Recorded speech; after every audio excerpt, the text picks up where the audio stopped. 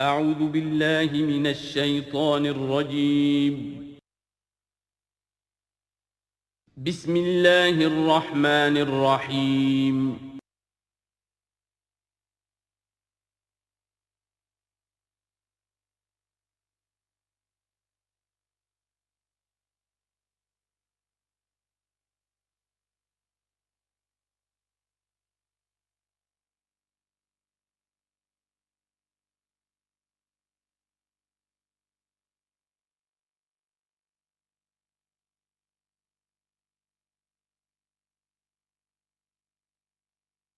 اذا جاءك المنافقون قالوا نشهد انك لرسول الله والله يعلم انك لرسوله والله يشهد ان المنافقين لكاذبون اتخذوا ايمانهم جنة فصدوا عن سبيل الله انهم ساء ما كانوا يعملون ذلك بانهم امنوا ثم كفروا فطبع على قلوبهم فهم لا يفقهون صدق الله العظيم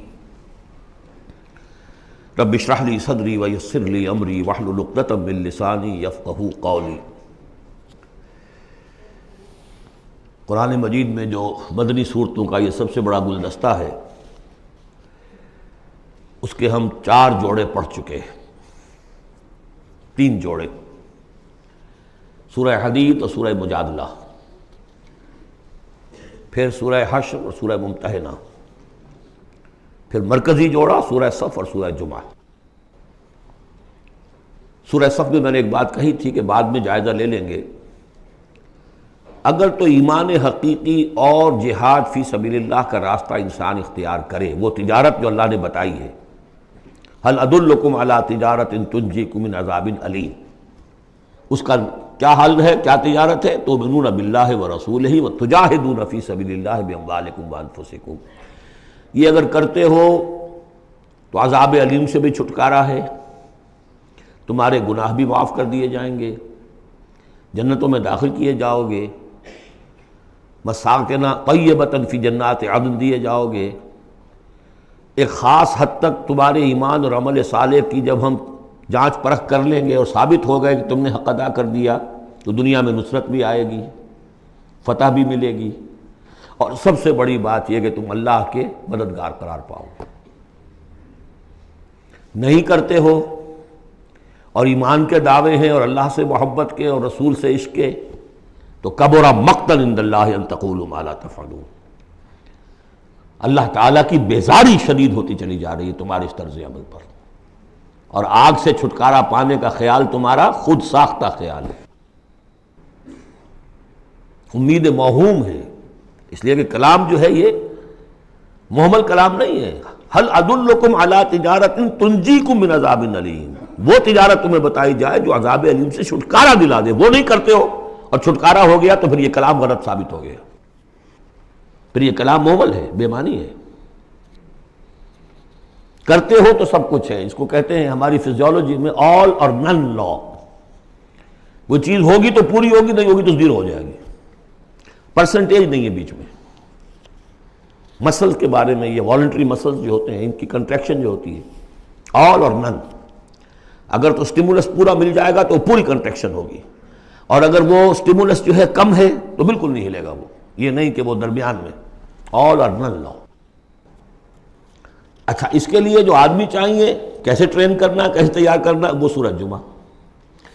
اب یہ جو دوسرا، بلکہ کہنا چاہیے کہ جو چوتھا جوڑا آ رہا ہے، اس میں ایک تو ترتیب آپ الٹی دیکھ رہے ہیں، پہلے آ رہی ہے وہ سورت جس میں کہ تسبیح کا ذکر نہیں ہے، بعد میں آئے گی سورہ تغابن جس میں تسبیح کا ذکر ہے۔ دوسری بات یہ کہ یہاں نفاق کا تذکرہ ہے، اور سورہ تغابن میں ایمان حقیقی پر جامع ترین صورت ہے۔ میں نے آپ کو پہلے ہی بتایا تھا کہ وہ مباحث، اب نفاق کی جو بحثیں آئی ہیں سورہ نساء اور سورہ توبہ کا تو اکثر حصہ اس پر مشتمل ہے، اور بھی تقریباً تمام مدنی صورتوں کے اندر وہ ذکر موجود ہے، کہیں ذرا ڈھکا چھپا ہے جیسے سورہ بقرہ میں، کہیں کھلم کھلا ہے، اعلانیہ ہے۔ اسی طریقے سے ایمان کی بحثیں تو پوری مکی قرآن میں پھیلی ہوئی ہیں، اور اس کے بلکہ اور خلاصے نکال نکال کر بہترین جو ہے مدنی قرآن میں بھی لکھ دیے گئے ہیں، آیات الآیات ہے، آیت الکرسی ہے۔ لیکن ایک خلاصہ 11 آیتوں پر مشتمل نفاق کی حقیقت پر یہ سورہ منافقون، یہ منفی ہے، مثبت شے کیا ہے؟ ایمان۔ 18 آیتوں پر مشتمل جامع ترین سورت قرآن حکیم کی ایمان کے موضوع پر سورہ تغابن۔ نفاق کے بارے میں چند باتیں سمجھ لیجئے جو اگرچہ پہلی بحث میں بہت آ چکی ہیں، لیکن آج پھر میں بتا دینا چاہتا ہوں۔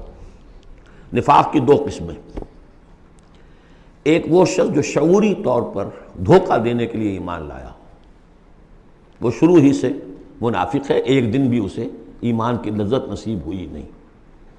سورہ آل عمران میں اس کی مثال موجود ہے، سازش کی، صبح کو ایمان لاؤ، شام کو مرتد ہو جانا، تاکہ یہ اسلام کی جو ساکھ بن گئی ہے، گڈ ول بن گئی ہے، یہ ختم ہو جائے۔ تو ظاہر بات ہے جیسے کہ فرمایا گیا سورہ مائدہ میں وَقَدْ دَخَلُوا بِالْكُفْرِ وَهُمْ قَدْ خَرَجُوا بِهِ، وہ کفر کے ساتھ ہی داخل ہوئے تھے اور کفر کے ساتھ ہی نکل گئے، ان پہ ایک لمحہ بھی ایمان حقیقی کا آیا ہی نہیں۔ یہ بہت کم لوگ تھے اس قسم کے منافق۔ اصل منافق جو وہ کون تھا؟ دعوت آئی، دعوت نے قبول، دل نے قبول کیا، بات ٹھیک ہے، صحیح بات ہے، چلو پیش قدمی کرو، لیکن تھے کم ہمتیں، بزدل، تھڑ دلے۔ اب ظاہر بات ہے یہ دعوت تھی انقلابی دعوت، انقلابی دعوت میں تصادم کے مراحل آتے ہیں، اور وہاں جو ہے تکلیفیں، آزمائشیں، مصیبتیں، ایثار مال، بذل نفس، یہاں تک کہ وہ مرحلہ بھی آ سکتا ہے کہ نقد جان ہتھیلی پر رکھو اور میدان میں آ جاؤ۔ اب جو ذرا کمزور لوگ تھے ان کی ٹانگیں ذرا ہلنی شروع ہوئی، کپ کپی۔ پہلا مرحلہ یہ ہوا ان میں کہ انہوں نے اپنی قصور کو ماننا، ہم سے خطا ہو گئی، غلطی ہوئی۔ یہ سورہ توبہ میں پڑھ چکے ہیں، خلطوا عملا صالحا وآخر سیئا۔ اب یہ ہے کہ کسی اچھے کام بھی کر رہے ہیں، کسی وقت کوئی برا کام بھی کر دیا، کبھی کوئی لبیک بھی کہہ دیا، کبھی کوئی کھسک گئے، لیکن اپنی غلطی مان لی کہ حضور ہم سے غلطی ہوئی، ہم کوئی جھوٹا بہانہ نہیں بناتے، آپ جو سزا چاہیں دے لیں، ہم حاضر ہیں۔ اس درجے کو کہیں گے ضعف ایمان، یہ نفاق نہیں ہے، ضعف ایمان۔ اگلا درجہ آتا ہے جب آدمی کی جو جھوٹی عزت نفس ہے، اخذت العزت بالاسم، وہ جھوٹی عزت نفس اسے کہتی کب تک مانو گے اپنی خطائیں، تم جھوٹا بہانہ کر دیا کرو، یہ تھا مسئلہ، وہ تھا مسئلہ، یوں تھا، ایسا تھا، خدا کی قسم نہیں۔ وہ تیسرا مرحلہ ہے، جھوٹا بہانہ جہاں شروع کیا نفاق شروع ہو۔ لہذا منافقین کے ضمن میں ہمیشہ آپ کذب کذب کذب اس کو دیکھیں گے۔ اگلا مرحلہ آیا، انہوں نے دیکھا کہ یہ تو اب ہماری قسم، ہم جو بہانہ بناتے تو لوگ مسکراتے ہیں، کچھ وہ سمجھتے ہیں کہ یہ جھوٹا بہانہ بنا رہا ہے، لہذا قسمیں کھا کر مؤکد کیا اپنی قسموں سے۔ یہ سیکنڈ سٹیج میں ٹی بی آ گئی، نفاق کی T B in second stage, جھوٹا بہانہ فرسٹ سٹیج، جھوٹی قسم سیکنڈ سٹیج۔ ایک عرصہ آتا ہے کہ اس کے بعد اس پر بھی اعتماد لوگوں کا اٹھ جاتا ہے، تو اب ان کے اندر ایک شدید قسم کا ریئیکشن پیدا ہوتا ہے، ایمان اور اہل ایمان کی دشمنی پیدا ہو جاتی ہے، اور یہ دشمنی سب سے زیادہ ٹارگٹ کرتی ہے قائد کو۔ اس نے ہمارے لیے ساری مصیبت کھڑی کر دی، ہم آرام سے اپنے مدینے میں آباد تھے، رہ رہے تھے، یہ آ گیا، اس نے آ کر یہ سارا جو ہے معاملہ ہمارے لیے، بھائی کو بھائی سے جدا کر دیا، خاندانوں میں رفت پیدا کر دی۔ اب ہماری دوستیاں تھیں ان سے اوس اور خزرج کی دوستیاں تھیں، ان تمام یہودی قبائل سے ہمارے وہ سارے حلیفی تعلقات ٹوٹ گئے، تو وہ ساری دشمنی جو ہے اب یہ عداوت بن جاتی ہے اہل ایمان کی، اور خاص طور پر اہل ایمان کے قائد جو اس وقت کون تھے؟ محمد رسول اللہ۔ دس از دی تھرڈ سٹیج۔ یہ ٹی بی کی وہ تھرڈ سٹیج ہے جو پہلے کبھی ہو جاتی تھی تو ہم سمجھتے تھے کہ اب یہ لا علاج ہے۔ یہ ہے نفاق کی اصل حقیقت۔ اسی لیے اس وقت جو لوگ کسی تحریکی تصور سے آشنا ہی نہیں، انقلابی تصور دین ان کے سامنے آیا ہی نہیں، وہ منافق نہیں ہو سکتا، وہ ضعیف الایمان آدمی ہے۔ لیکن جو شخص ایک مرتبہ کسی تحریک کو، انقلابی تحریک کو قبول کر کے آگے آ جائے، اب وہ منافق ہو جائے گا اگر وہ ٹھیک نہیں چلتا ہے۔ یہ بات میری جو ہے آج پلے باندھ لیجئے۔ عام اس وقت مسلمان منافق نہیں، انہیں پتہ ہی نہیں کہ دین کا تصور یہ ہے، دین کا یہ مطلب ہے، مولویوں نے سمجھایا ہی نہیں۔ دین کا نام ہے نماز، روزہ، اور لیلۃ القدر مل گئی تو بیڑا پار، ساری زندگی کے سارے گناہ معاف۔ انہیں تو یہ تصور دیے گئے، حج کرائے تو پاک ہو کے آ گئے، اور عمرہ کیا تو پاک ہو کے آ گئے، باقی یہ کہ تم جس طرح چاہو کماؤ۔ لہذا وہ بیچارے وہ منافق نہیں ہے، وہ ضعیف الایمان ہے، جو بھی ہے وہ اللہ تعالیٰ جو معاملہ ان سے کرے۔ جو شخص کسی حقیقی انقلابی اسلامی تحریک سے متعلق ہو جائے اس کو حق سمجھ کر، پھر اگر وہ پیچھے ہٹ رہا ہے اس لیے کہ قائد میں اسے کوئی چیز ایسی نظر آئی کہ یہ تو غلط کار انسان ہے، دھوکے باز انسان ہے، ٹھیک ہے، پیچھے ہٹ جانا چاہیے۔ اگر یہ طریقہ کار جو اس نے بتایا تھا یہ اس سے منحرف ہو گیا ہے، پیچھے ہٹ جانا چاہیے۔ جو اس نے طریقہ کار بتایا تھا اس وقت ہمیں معلوم ہوا تھا ٹھیک ہے، لیکن اب ہم سمجھتے ہیں کہ ٹھیک نہیں ہے، پیچھے ہٹ جانا چاہیے۔ یہ سب ٹھیک، اس میں نفاق نہیں ہوگا، لیکن محض اس لیے کہ اب مشقت کرنی پڑ رہی ہے، محنت کرنی پڑ رہی ہے، اپنے کیریئر پر آنچ آ رہی ہے، اپنے لیے جو ہیں اور زندگی کی لذتیں جو ہیں ان میں ہمارا گھاٹا پڑ رہا ہے، یا یہ کہ کبھی امیر نے ڈانٹ دیا ہے، یہ تو ہوتا ہے جماعتوں کے اندر، ہوتا ہے، زجر بھی ہوتی ہے، توبیخ بھی ہوتی ہے۔ حضور نے یہاں تک بھی کہا کہ میرا جی چاہتا ہے کہ جو لوگ نہیں آتے فجر کی نماز میں کسی اور کو یہاں پر امام بنا کر کھڑا کر دوں اور جا کر ان کے گھروں کو آگ لگا دوں، یہ بھی تو کہا ہے محمد رسول اللہ صلی اللہ علیہ وسلم۔ تو بہرحال اس وجہ سے اگر کوئی پیچھے ہٹا تو وہ اس پروسیس میں آ جائے گا، اس کو اچھی طرح سمجھ لینا چاہیے۔ بسم اللہ الرحمن الرحیم، اذا جاءک المنافقون قالوا نشهد انک لرسول اللہ۔ اے نبی جب آپ کے پاس آتے ہیں منافق اور وہ کہتے ہیں کہ ہم گواہی دیتے ہیں، ہم کہتے ہیں، ہم اقرار کر رہے ہیں کہ آپ اللہ کے رسول ہیں، واللہ یعلم انک لرسول، اللہ جانتا ہے کہ آپ اس کے رسول ہیں، اللہ سے بڑھ کر اور کون جانتا ہے کہ آپ اللہ کے رسول ہیں، لیکن واللہ یشہد ان المنافقین لکاذبون، اللہ گواہی دیتا ہے کہ یہ منافق جھوٹے ہیں، یہ دل سے بات نہیں کہہ رہے۔ اتخذوا ایمانہم جنۃ، پہلی سٹیج کاذبون کے حوالے سے یہ جھوٹے ہیں، نفاق کی پہلی سٹیج۔ پھر انہوں نے اپنی قسموں کو ڈھال بنا لیا، اتخذوا ایمانہم جنۃ فصدوا عن سبیل اللہ، انہوں نے اپنی قسموں کو ڈھال بنا کر اور اللہ کے راستے سے رک گئے۔ خدا کی قسم یہ مسئلہ تھا، میں اس لیے نہیں جا سکا، میری بیوی بیمار تھی، کوئی دیکھنے بھالنے والا نہیں تھا۔ انہم ساء ما کانوا یعملون، یہ بہت ہی برا کام ہے جو کر رہے ہیں۔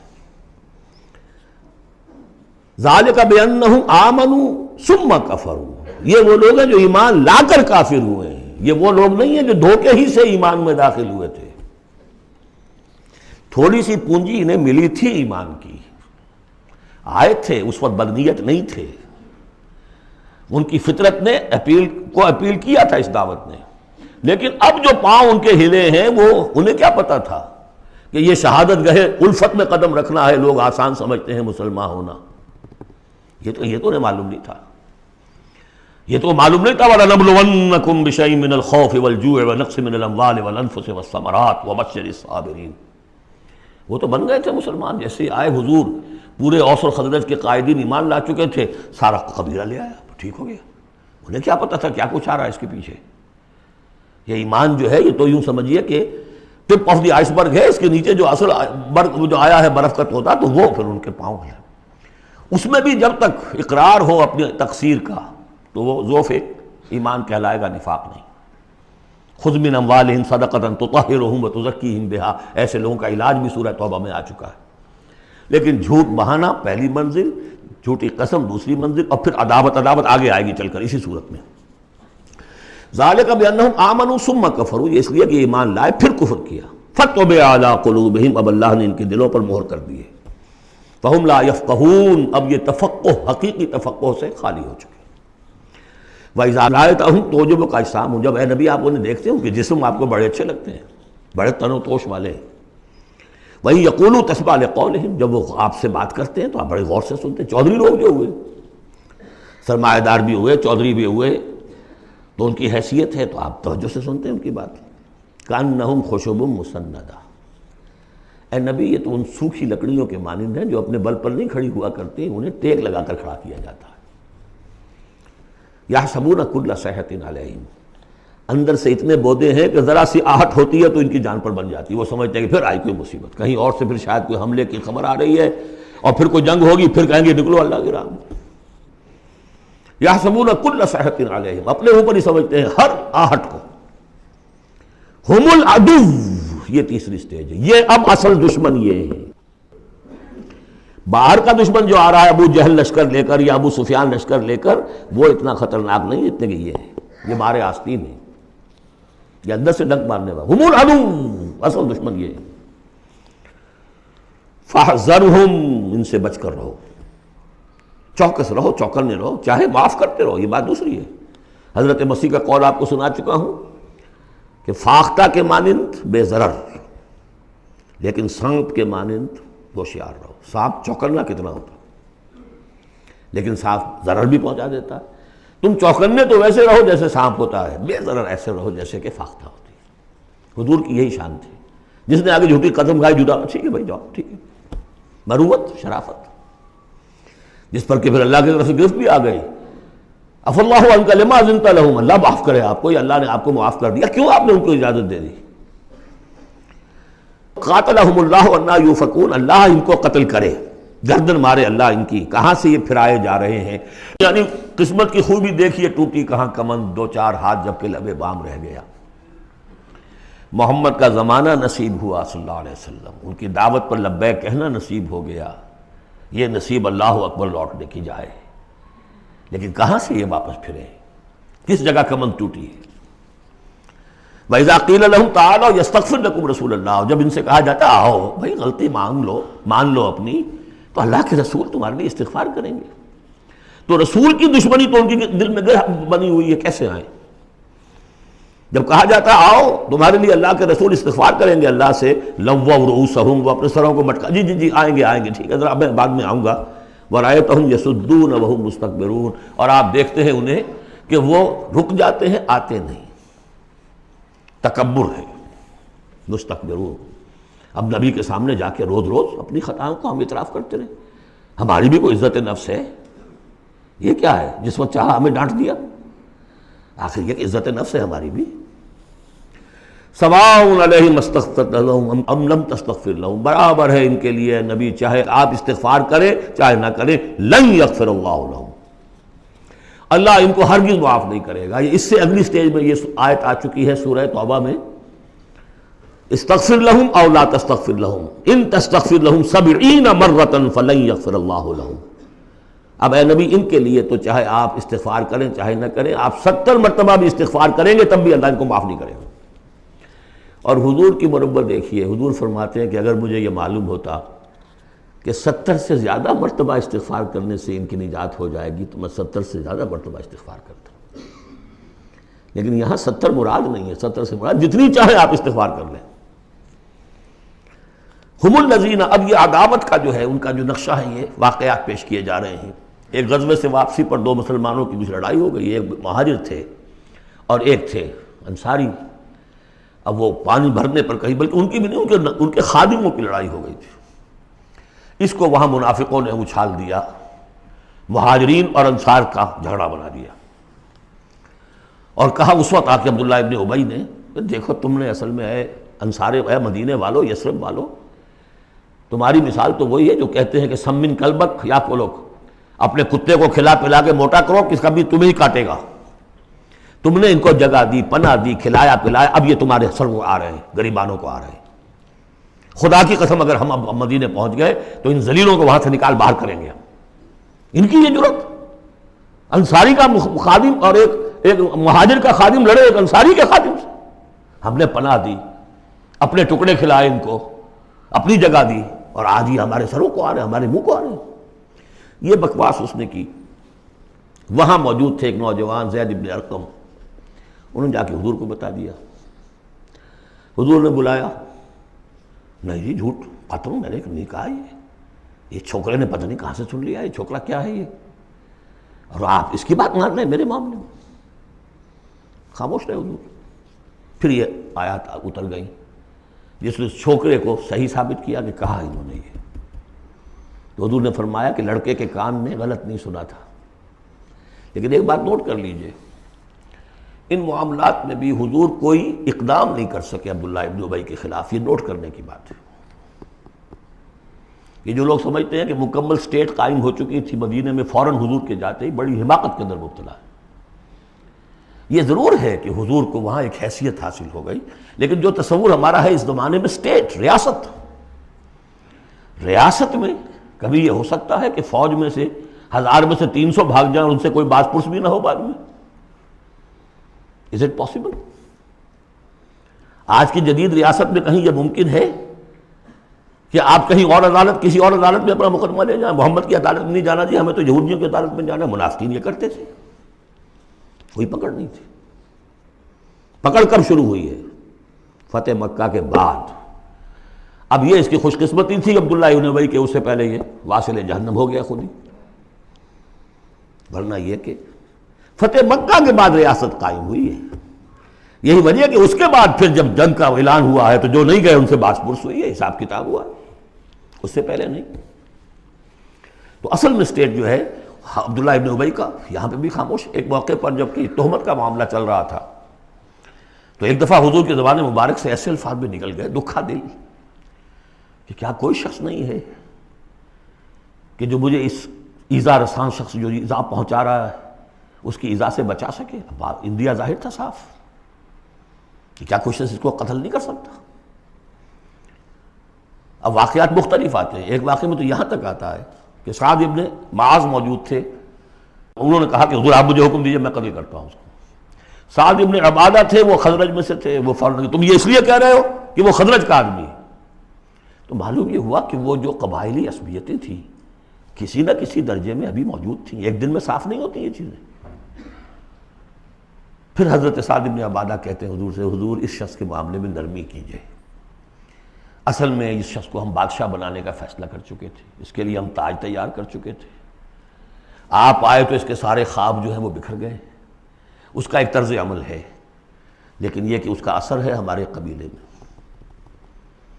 حکمت اور مصلحت کا تقاضا یہ ہے کہ اس کے خلاف اقدام نہ کیا جائے، یہ بات سمجھ۔ ابھی ریاست اس درجے کی نہیں تھی کہ ان تمام چیزوں کو بالکل، ان مصلحتوں کو بالکل نظر انداز کرتے ہوئے جو قدم چاہے اٹھا دیں، یہ نہیں۔ اب کتنا بڑا کفر ان کا چلا آ رہا ہے یہاں پر۔ ہم الذین یقولون لا تنفقوا علی من عند رسول اللہ حتی ینفضوا، یہی ہے وہ لوگ جو کہتے ہیں کہ مت خرچ کرو ان پر جو اللہ کے رسول کے گرد جمع ہو گئے ہیں، دیکھنا ان بستیوں کو تم کے ویراں ہو گئیں، یہ سب بھاگ جائیں گے اگر تم ان کے اوپر خرچ نہ کرو، حتی ینفضوا، یہاں تک کہ وہ منتشر ہو جائیں۔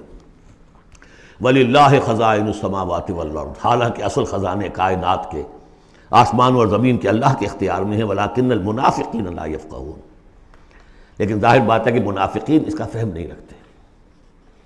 يَقُولُونَ لَئِن رَجَعْنَا إِلَى الْمَدِينَةِ لَيُخْرِجَنَّ الْأَعَزُّ مِنْهَا الْأَذَلَّ، اور وہ کہتے ہیں اگر ہم مدینے لوٹ گئے، اب چونکہ فوج واپس آ رہی تھی ایک جنگ سے، اب جب مدینے پہنچ جائیں گے تو لازماً جو عزت والے ہیں نکال باہر کریں گے ان ذلیلوں کو، اور ذلیل سے مطلب کمزور، ذلیل کا مطلب جو ہے وہ ہماری زبان میں جو ہوتا ہے کمینہ، وہ نہیں ہے، کہ ان کو ہم نکال باہر کریں گے۔ وَلِلَّهِ الْعِزَّةُ وَلِرَسُولِهِ وَلِلْمُؤْمِنِينَ، حالانکہ عزت تو اللہ کی ہے اور اہل ایمان کی ہے، اللہ کے رسول کی ہے اور اہل ایمان کی ہے۔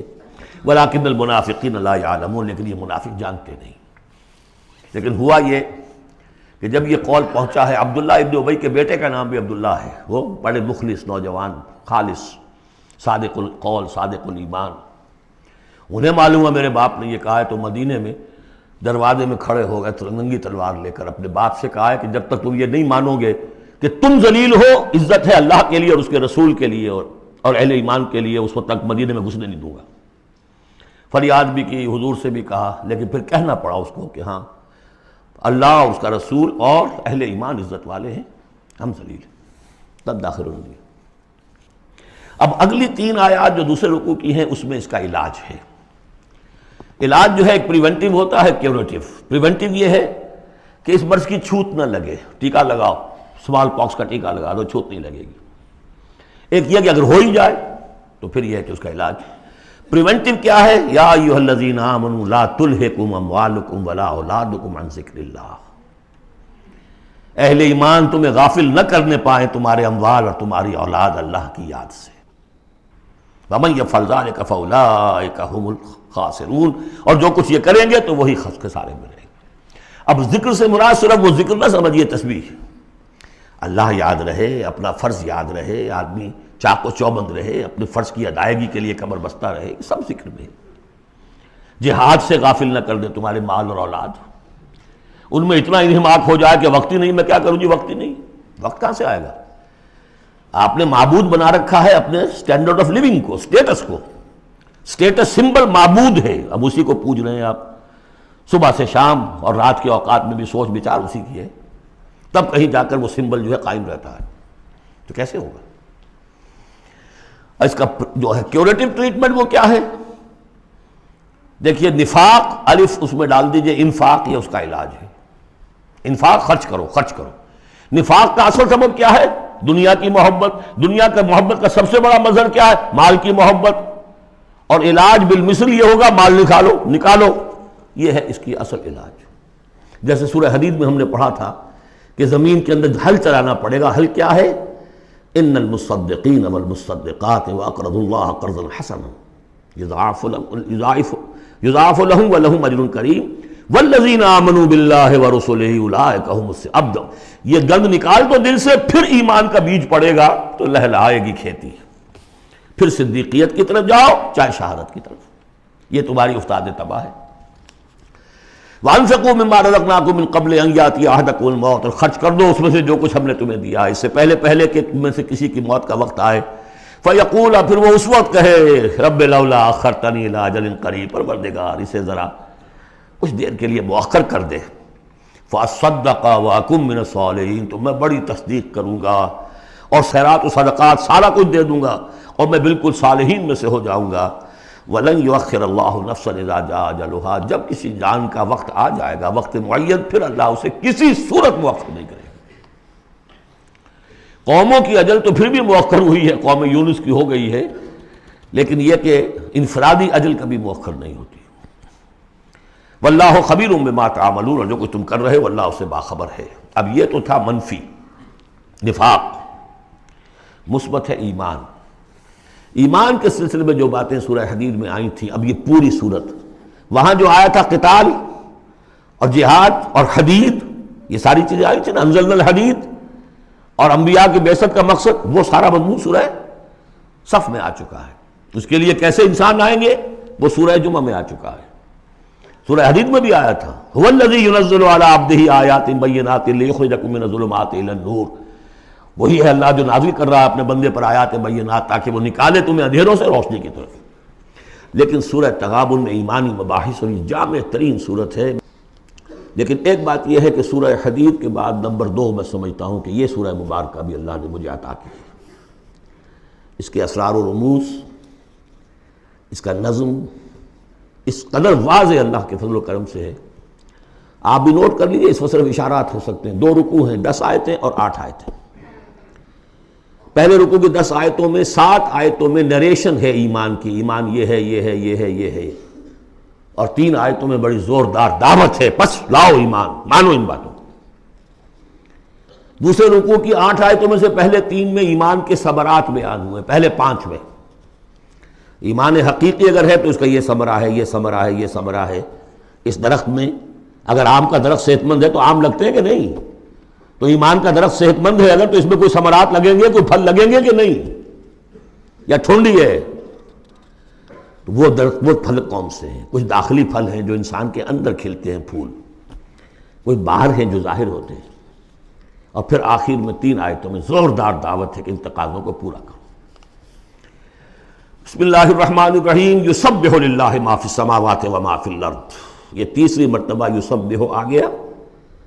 ایک مرتبہ سورہ جمعہ میں، ایک مرتبہ سورہ حشر میں آ چکا تھا. یسبح لہ ما فی السماوات والارض، وما فی کے تکرار کے بغیر. دوسری مرتبہ سورہ جمعہ کے شروع میں، تیسری مرتبہ یہ تغابن. لہ الملک و لہ الحمد. اب یہ ساری چیزیں آ چکی ہیں سورہ حدید کے اندر. بادشاہی بھی اسی کی ہے، حمد بھی اسی کے لیے. وَهُوَ عَلَىٰ كُلِّ شَيْءٍ قَدِيرٌ، وہ ہر چیز پر قادر ہے. هُوَ الَّذِي خَلَقَكُمْ، اسی نے تمہیں بنایا ہے نا. فَمِنْكُمْ كَافِرٌ وَمِنْكُمْ مُؤْمِنٌ.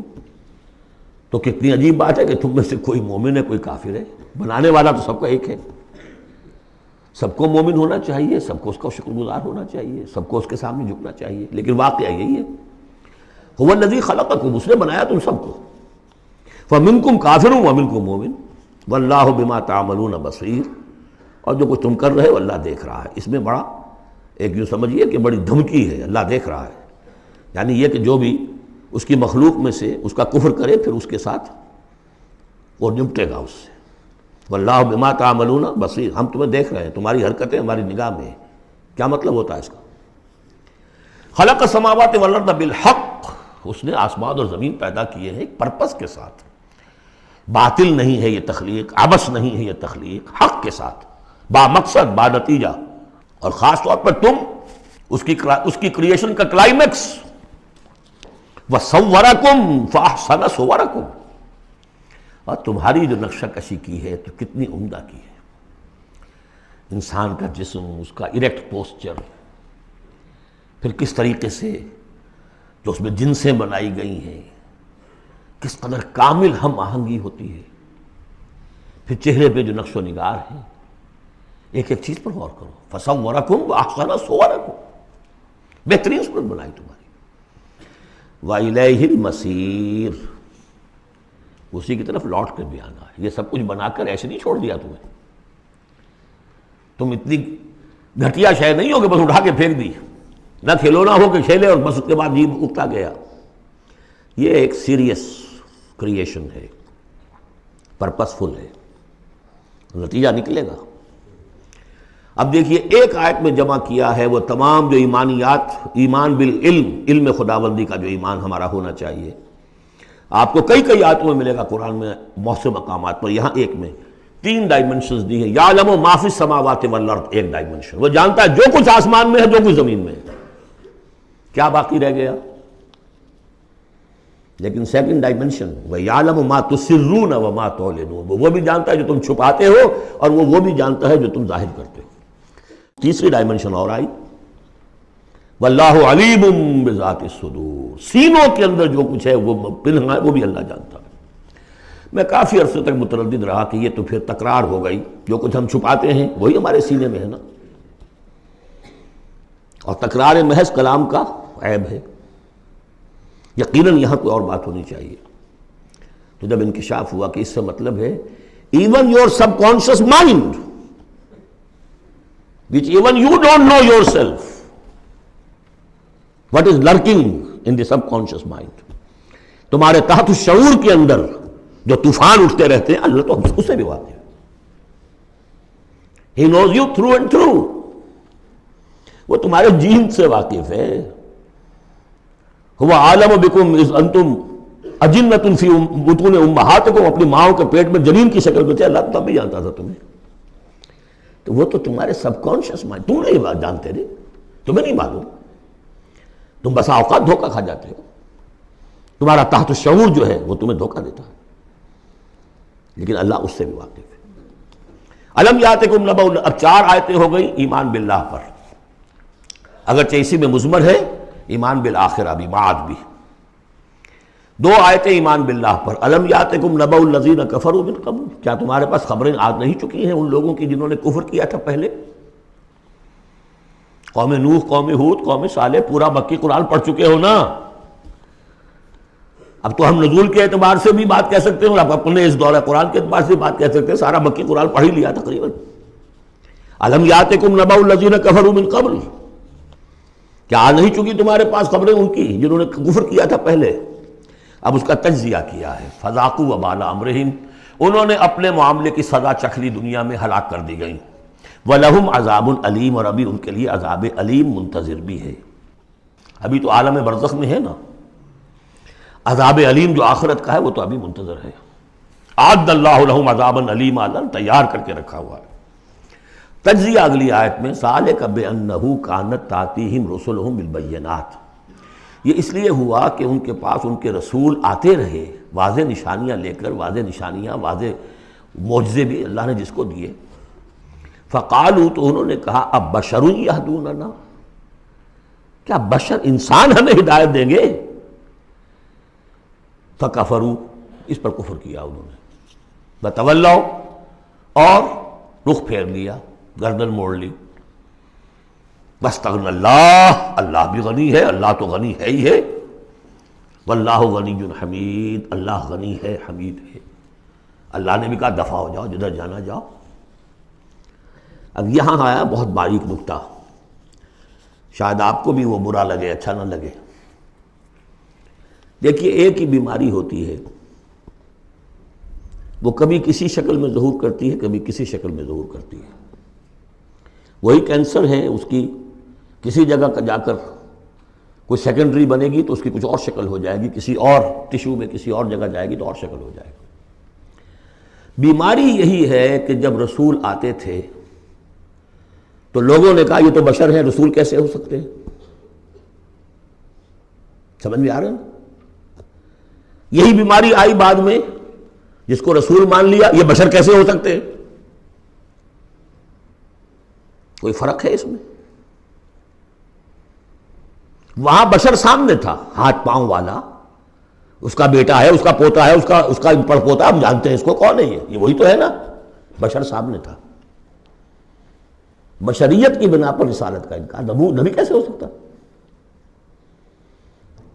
اور جس نے نبی مان لیا خدا بناؤ، یا تو اس کو خدا کا بیٹا تو بناؤ کم سے کم،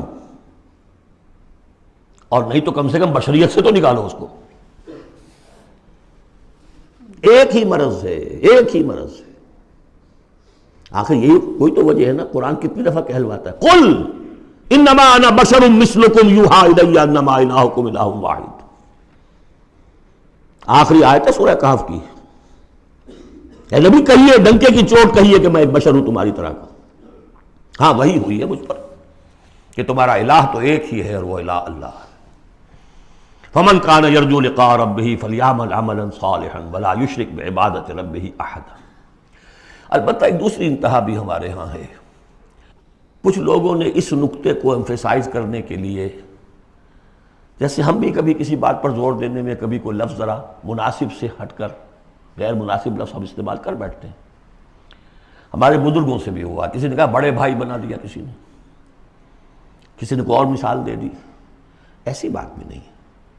نبی کے بعض خصائص ایسے بھی ہیں کہ جو واقعتاً عام بشر کے نہیں ہیں۔ یہ حدیث بھی تو محمد رسول اللہ کی صلی اللہ علیہ وسلم، کہ جب آپ سے یہ شکایت کی لوگوں نے، حضور آپ صوم وصال رکھتے ہیں، ہمیں نہیں رکھنے دیتے، ہمیں منع کرتے ہیں آپ۔ صوم وصال یہ ہے کہ آج روزہ رکھا اور اس کو آج شام کو افطار نہیں کیا، پھر رات چل رہا ہے وہ روزہ، اگلا دن بھی، تو 2 دن کا صوم وصال ہو گیا، اگلی روز شام کو جا کے کھولا، یہ صوم وصال ہے۔ پھر 3 دن کا، 4 دن کا آپ تو رکھتے ہیں، ہمیں اجازت نہیں دیتے۔ فرمایا ایکم مثلی، تم میں سے کون مجھ جیسا ہے؟ ابھی تو عند ربی، میں اپنے رب کے پاس رات گزارتا ہوں، وہ یطعمنی ویسقین، وہ مجھے کھلاتا پلاتا ہے۔ تو بعض پہلو ہے، نبی اپنی پشت سے بھی دیکھتا تھا صلی اللہ علیہ وسلم، ہم تو نہیں دیکھتے۔ تو خصائص ہیں۔ پھر نبی کو ساری سیر کرا دی گئی، آسمانوں کی، زمین کی، کہاں لے گئے؟ عند سدرۃ المنتہی، عندہا جنت المأویٰ، اذ یغشی السدرۃ ما یغشی ما زاغ البصر وما طغی۔ تو یہ معاملہ بھی نہیں، لیکن بنیادی طور پر وہ انسان ہے، انسانی عواطف و میلانات بھی تھے۔ چوٹ لگتی تھی تو درد ہوتا تھا، زخم کا وار لگا ہے تو اس پہ سے خون کا فوارہ چھوٹا ہی چھوٹا ہے، بچہ فوت ہو رہا ہے تو آنکھوں میں آنسو آئے ہی آئے ہیں، کبھی بد دعا بھی نکل گئی ہے۔ کیف یہدی اللہ قوما خضبوا وجہ نبیہم بالدم، سب پڑھ چکے ہیں ہم یہ پورا قرآن مجید میں۔ لیکن یہ ہے کہ رسالت کا انکار بر بنائے بشریت اور بشریت کا انکار بر بنائے رسالت، یہ دونوں چیزیں غلط ہیں، اور یہ ہم وزن ہیں۔ ذالک بانہ کانت تاتیہم رسلہم بالبینات فقالوا بشر یہدوننا فکفروا وتولوا واستغنی اللہ واللہ غنی حکیم۔ اب ایک آیت میں آ رہی ہے ایمان بالآخرہ، زعم الذین کفروا، ذرا اس کے زور کا اندازہ کیجئے گا۔ زعم الذین کفروا ان لن یبعثوا، زوم ہو گیا ہے انہیں، غلط خیال ہو گیا ہے کہ وہ اٹھائے نہیں جائیں گے۔ قل، اب ذرا نوٹ کیجئے، بلا وربی لتبعثن ثم لتنبؤن بما عملتم، کہہ دو اے نبی کیوں نہیں، اور مجھے میرے رب کی قسم ہے۔ کون کھا رہا ہے قسم؟ محمد الرسول اللہ صلی اللہ علیہ وسلم۔ لتبعثن، تم لازماً اٹھائے جاؤ گے، ثم لتنبؤن بما عملتم۔ یہ اس پر جو خطبہ تھا حضور کا، پہلا خطبہ جو آپ نے دیا ہے بنو ہاشم کو دعوت میں، وہ میرے کتابچے میں موجود ہے، دعوت اللہ اردو میں اور کال ٹو اللہ انگریزی میں، اس کا متن موجود ہے، وہ ہے کہ اس کی شرح ہے۔ واللہ لتموتن کما تنامون ثم لتبعثن کما تستيقظون ثم لتجزون بالاحسان واحسانا، واللہ لَتَمُوتُنَّ كَمَا تَنَامُونَ، خدا کی قسم تم سب مر جاؤ گے جیسے روزانہ رات کو سو جاتے ہو. ثُمَّ لَتُبْعَثُنَّ كَمَا تَسْتَيْقِظُونَ، جیسے روزانہ صبح کو بیدار ہو جاتے ہو ایسے اٹھا لیے جاؤ گے قیامت کے دن. ثُمَّ لَتُحْسَبُنَّ بِمَا تَعْمَلُونَ، پھر تمہارا حساب کتاب لیا جائے گا جو تم نے عمل کیا ہے. ثُمَّ لَتُجْزَوُنَّ بِالْإِحْسَانِ إِحْسَانًا وَبِالسُّوءِ سُوءًا، پھر بدلہ ملے گا بھلائی کا بدلہ برائی کا بدلہ. وَإِنَّهَا لَجَنَّةٌ أَبَدًا أَوْ لَنَارٌ أَبَدًا. قُلْ بَلَىٰ وَرَبِّي لَتُبْعَثُنَّ ثُمَّ لَتُنَبَّؤُنَّ بِمَا عَمِلْتُمْ وَذَٰلِكَ عَلَى اللَّهِ يَسِيرٌ، اور یہ اللہ پر بہت آسان ہے. 7 آیتیں پوری ہو گئیں. 4 ذات و صفات، 2 رسالت، 1 آخرت. اب سنیے فَآمِنُوا بِاللَّهِ، یہ فا بہت اہم ہے یہاں پر. بس ایمان لاؤ اللہ پر اور اس کے رسول پر. وَالنُّورِ الَّذِي أَنزَلْنَا، اس نور پر جو ہم نے نازل فرمایا. واللہ بما تعملون خبیر، جو کچھ تم کر رہے ہو اللہ اس سے باخبر ہے. اب یہاں دیکھیے ریورس ہو جائے گا آرڈر، ریشو پروپورشن. اب یہاں ایک آیت میں اللہ اور اس کے رسول کا ذکر آ گیا، اور اس میں بھی واللہ بما تعملون خبیر کے اندر آخرت کا ذکر ہے. اللہ باخبر ہے، تو اللہ کے پاس یہ ساری خبریں اس نے رکھی ہوئی ہیں. کوئی ریسرچ، کوئی تھیسس لکھنا ہے اس کو تمہیں سزا دینے کے لیے. لیکن اب 2 آیتیں آ رہی ہیں شاندار آخرت کے لیے. یوم یجمعکم لیوم الجمع ذالک یوم التغابن، جس دن کہ وہ جمع کرے گا تمہیں اس جمع ہونے والے دن، وہ ہے ہار اور جیت کے فیصلے کا دن. جو اس روز جیتا وہ جیت گیا، جو اس روز ہارا وہ ہار گیا. یہ دنیا کی ہار اور جیت کیا ہے؟ کچھ بھی نہیں. ایک ڈرامے کے اندر کوئی جیت گیا کوئی ہار گیا، نہ وہ جیت ہے اور نہ یہ ہار ہے. اصل جیتا وہ جو وہاں جیتا، اصل ہارا وہ جو وہاں ہارا. ذالک یوم التغابن، وہ ہے ہار اور جیت کے فیصلے کا دن. ومن یؤمن باللہ، جیت کس کی ہوگی؟ جو ایمان لائے اللہ پر، ویعمل صالحا، اور عمل کرے اچھے. اس کی تفصیل کچھ آگے آ جائے گی کیا کیا عمل کرنے ہیں. یکفر عنہ سیئاتہ، اللہ تعالیٰ اس سے اس کی برائیوں کو دور کر دے گا. ویدخلہ جنات تجری من تحتہا الانہار، اور ان باغات میں داخل کرے گا جن کے دامن میں ندیاں بہتی ہوں گی. خالدین فیہا ابدا، وہ رہیں گے اس میں ہمیشہ ہمیش. ذالک الفوز العظیم، یہ ہے بڑی کامیابی. والذین کفروا وکذبوا بآیاتنا اولئک اصحاب النار خالدین فیہا، اور جو لوگ انکار کریں گے اور تکذیب کریں گے ہماری آیات کی، وہ ہوں گے جہنمی اور رہیں گے اس میں ہمیشہ ہمیش. وبئس المصیر، اور یہ برا ٹھکانہ ہے. 10 آیات میں ایمانیات ثلاثہ کی بہترین جامع ترین تعبیر، تجزیہ، اور ایک زوردار دعوت ایمان. فآمنوا باللہ ورسولہ. اب جو 8 آیات ہیں 5 میں اب ثمرات ایمانی. پہلا ثمرہ کیا ہے؟ ما صاب من مصیبت الا باذن اللہ ومن یؤمن باللہ یہد قلبہ واللہ بکل شیء علیم. اگر اللہ پر ایمان حقیقت میں دل میں پیدا ہو گیا تو تمہیں معلوم ہے کہ پتہ تک جنبش نہیں کر سکتا جب تک کہ اللہ کا اذن نہ ہو. تم پر کوئی مصیبت کیا بغیر اللہ کے اذن کے آ گئی ہے؟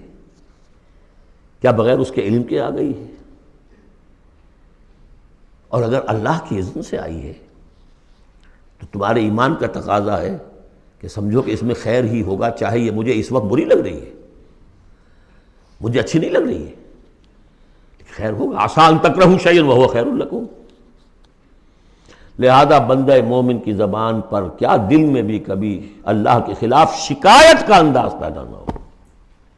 یہد قلبہ، تسلیم و رضا، جو اللہ کی طرف سے آئے. ہم بھی تسلیم کی خو ڈالیں گے، بے نیازی تیری عادت ہی صحیح. نہ شود نصیب دشمن کے شود ہلاک تیرت، سر دوستاں سلامت کے تو خنجر آزمائی. اے اللہ جو تیری طرف سے خیر، بیدک الخیر. یہ تسلیم و رضا ہے، مقام تسلیم. علامہ اقبال نے بہت پرشکو انداز میں کہا ہے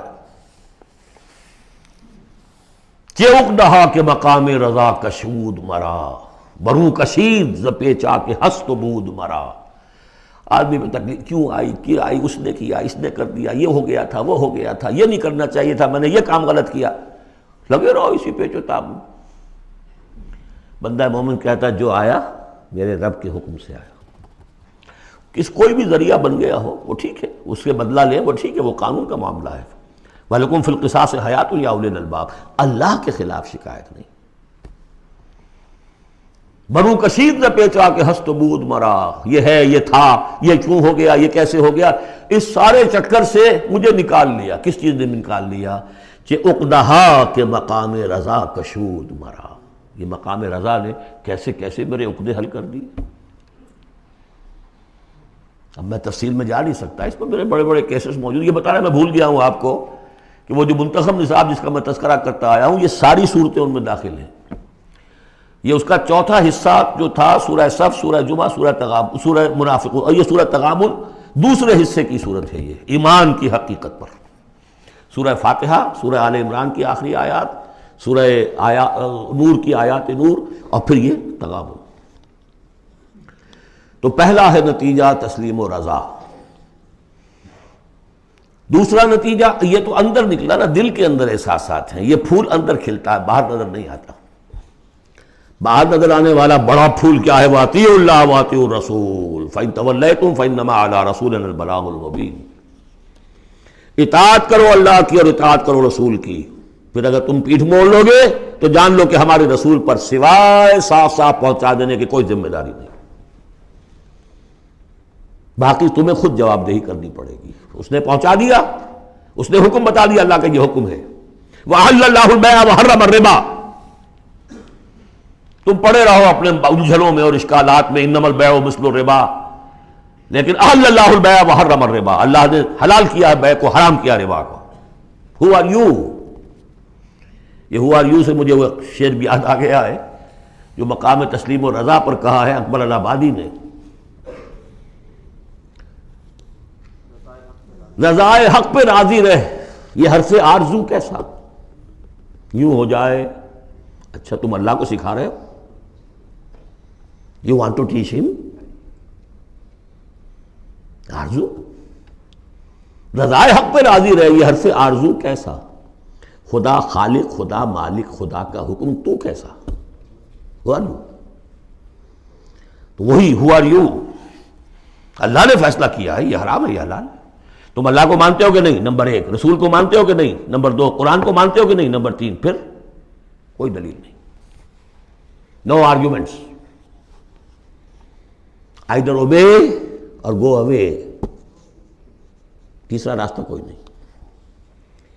وَأَطِیعُوا اللَّهَ وَأَطِیعُوا الرَّسُولَ فَإِن تَوَلَّیْتُمْ فَإِنَّمَا عَلَىٰ رَسُولِنَا الْبَلَاغُ الْمُبِینُ اللَّهُ لَا إِلَٰهَ إِلَّا هُوَ وَعَلَى اللَّهِ فَلْيَتَوَکَّلِ الْمُؤْمِنُونَ۔ پھر ایک پھول اندر جو کھلا ہے، دل میں کھلے گا، ذہن میں کھلے گا، توکل۔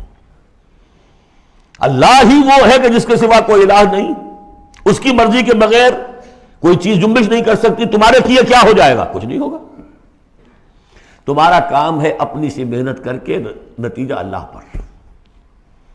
سارے وسائل موجود ہو تب بھی یہ نہ سمجھنا کہ یہ کام میں کر سکتا ہوں۔ گاڑی ہے، آج ہی ٹیوننگ بھی کرائی ہے، اس کے ٹینک بھی فل ہے، سب کچھ ٹھیک ہے، میں صبح ضرور جاؤں گا، نہیں جا سکتے۔ جب بھی یہ کہو گے ایمان سے دور ہو گئے۔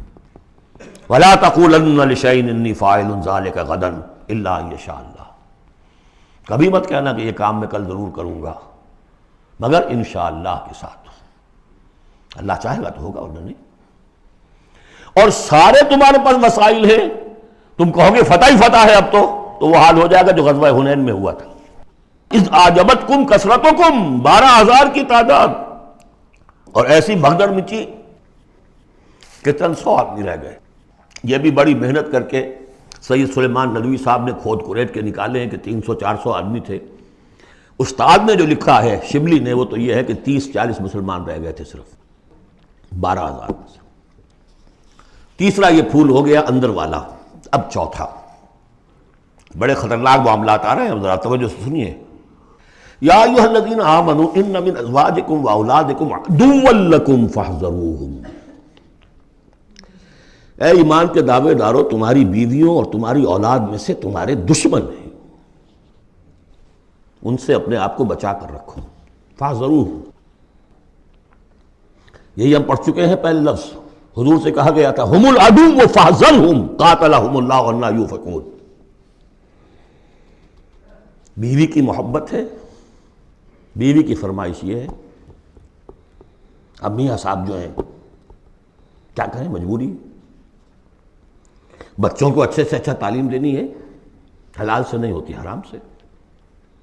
گھر بار چھوڑو، ملک چھوڑو، جاؤ باہر. بوڑھے ماں باپ مر رہے، پانی دینے والا کوئی نہیں، اور ڈالر اور پیٹرول ڈالر کمانے کے لیے بیٹے گئے ہوئے باہر. کیا کریں؟ مکان بنانا ہے، یہ کرنا تھا، وہ شروع کی تھی، کوٹھی شروع کی تھی، وہ ابھی تک مکمل نہیں ہوئی ہے، وغیرہ وغیرہ. اور کہیں اگر اللہ نے توفیق دے دی ہے دین کی طرف بڑھنے کی اور کام کرنے کی، تو سب سے پہلے تو آڑے آتی ہے عام طور پر بھی دماغ خراب ہوا آپ کا. وہ بھی تو بڑا دیندار ہے، آپ سے زیادہ لمبی داڑھی ہے اس کے، وہ تو ساری رشوتیں بھی لیتا ہے اور یہ بھی کرتا ہے وہ بھی کرتا ہے. آپ ہی بڑے دیندار بن کر آ گئے. ناشتے پہلے ہوتے تھے پراٹھوں کے اور انڈوں کے، اور اب مل رہی ہے سوکھی روٹی. ظاہر بات ریزنٹمنٹ تو ہوگی. ان من ازواجکم واولادکم عدوا لکم فاحذروہ. یہ بالکل الٹی باتیں ہیں ہمارے تصورات کے بالکل برعکس.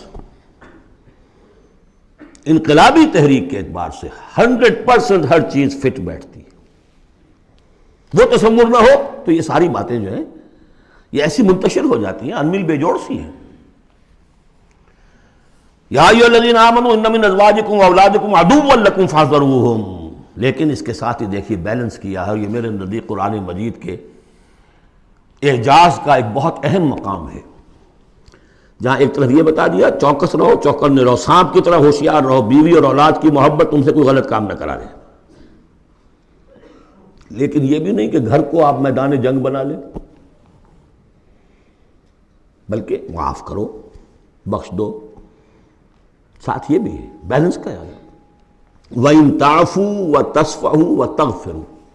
3 الفاظ آ رہے ہم معنی، اگرچہ معنی مختلف ہے. عفو کہتے ہیں کسی کو ڈھیل دینا.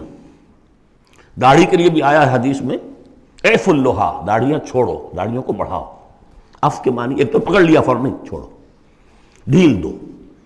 تصفحوا، کبھی کبھی ایسا بھی ہو کہ کوئی غلطی ان کی دیکھی اور ذرا دیکھی اندیکھی کر دی، چہرہ اپنا پھیر لیا، اسے پتہ ہی نہ چلے کہ دیکھا ہے، ابا جان نے دیکھا ہے یا شوہر نے دیکھا ہے. کیونکہ ہر بات پر پکڑیں گے اگر آپ تو ضد بھی پیدا ہو جائے گی، کسی وقت جو ہے ایک نیگیٹو سائیکالوجی ڈیولپ ہو جائے گی. وَتَغْفِرُوا، تغفروا بخش دینا، یعنی جیسے کہ مغفر جو ہے سر کو ڈھانپ لیتا ہے، ڈھانپ دینا ان کی غلطی کو. وَإِن تَعْفُوا وَتَصْفَحُوا وَتَغْفِرُوا فَإِنَّ اللَّهَ غَفُورٌ رَحِيمٌ. تو اللہ بھی تو غفور اور رحیم ہے نا. تم چاہتے ہو کہ نہیں، جیسے سورہ نور میں آیا تھا کہ اے ابو بکر تم نے اپنے اس بھانجے یا اپنے عزیز مصطح کا جو ہے جو مدد کرتے تھے روک دیا ہے، کیا تم نہیں چاہتے کہ اللہ تمہیں معاف کرے؟ اگر تم چاہتے ہو اللہ تمہیں معاف کرے تم بھی اس کو معاف کرو.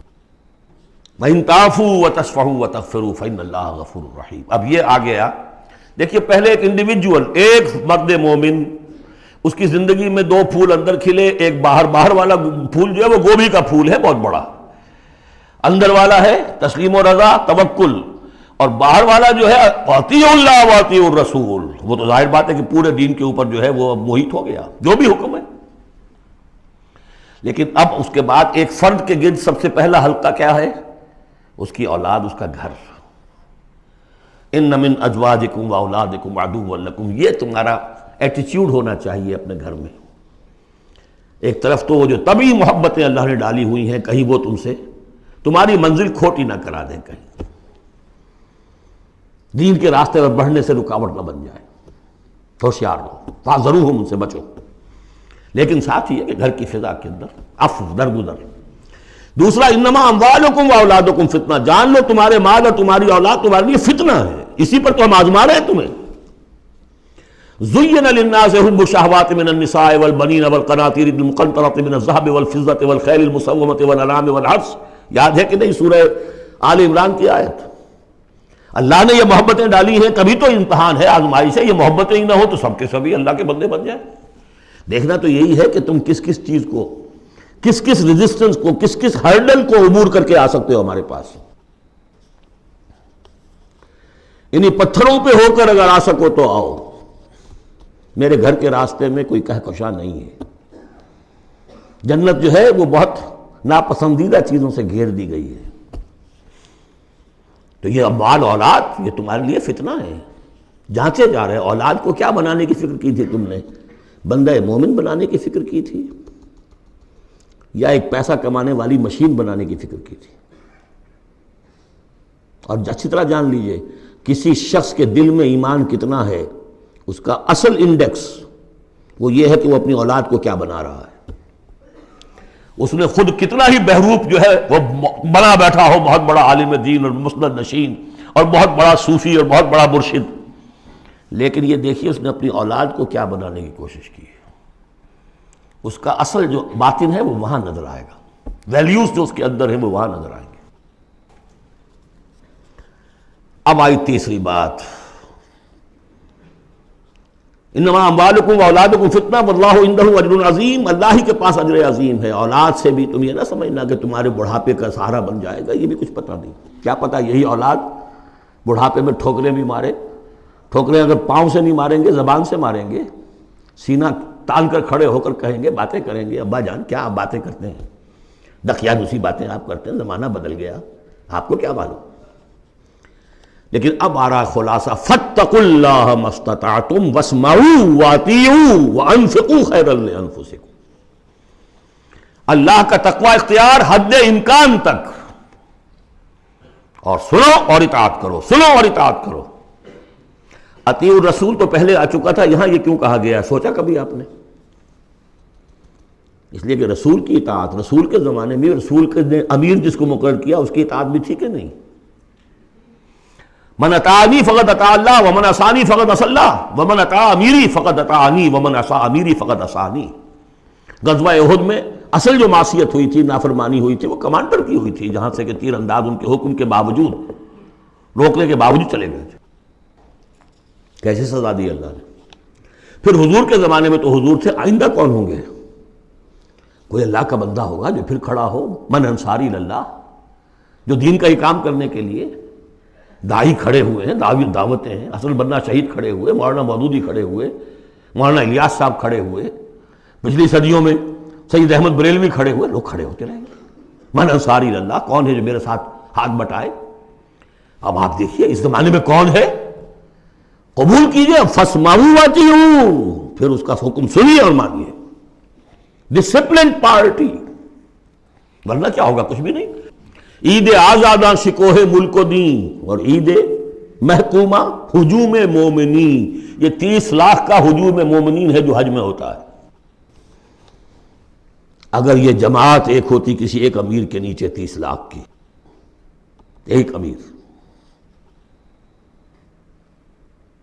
عظیم الشان انقلاب. وانفقوا، اور خرچ کرو، خیرا لانفسکم، یہی تمہارے لیے، خود اپنے لیے بہتر ہے. لگا دو جو بھی کچھ دیا ہے. وہی دیکھیے جہاں پہ سورہ حدید، آمنوا باللہ ورسولہ وانفقوا مما جعلکم مستخلفین فیہ فالذین آمنوا منکم وانفقوا لہم اجر کبیر ومن یوق شح نفسہ فاولئک ھم المفلحون. اور جو اپنی جی کے لالچ سے بچا لیے گئے، بخل سے نجات پا گئے، وہی ہیں کہ جو اصل میں فلاح، آخری فلاح کو پہنچیں گے. ان تقرضوا اللہ قرضا حسنا، اگر تم اللہ کو قرض حسن دو، یضاعف لکم، وہ تو اس کو تمہارے لیے دگنا کرے گا، چوگنا کرے گا، 700 گنا کرے گا. فیغفر لکم، اور تمہیں بخش دے گا. واللہ شکور حلیم، اللہ شکور بھی ہے، حلیم بھی ہے. شکور اتنا ہے کہ تم جو بھی کچھ کرتے ہو قدر کرتا ہے کہ میرے بندے نے یہ کیا میرے لیے. اور حلیم اتنا ہے کہ تم نہیں بھی دیتے تو فوراً تمہاری گردن نہیں ناپتا. حلیم الطبع ہے. عالم الغیب والشہادہ، وہ جاننے والا ہے کھلے اور چھپے کا، تمہارے سامنے جو کچھ ہے وہ بھی اور جو تم سے غائب ہے اس کا بھی. العزیز الحکیم، یہ وہ صورت تھی جس کے شروع میں العزیز الحکیم نہیں آیا تھا، یہاں اختتام پر آ گیا. وہ العزیز ہے الحکیم. بارک اللہ لی ولکم فی القرآن العظیم ونفعنی وإیاکم بالآیات والذکر الحکیم.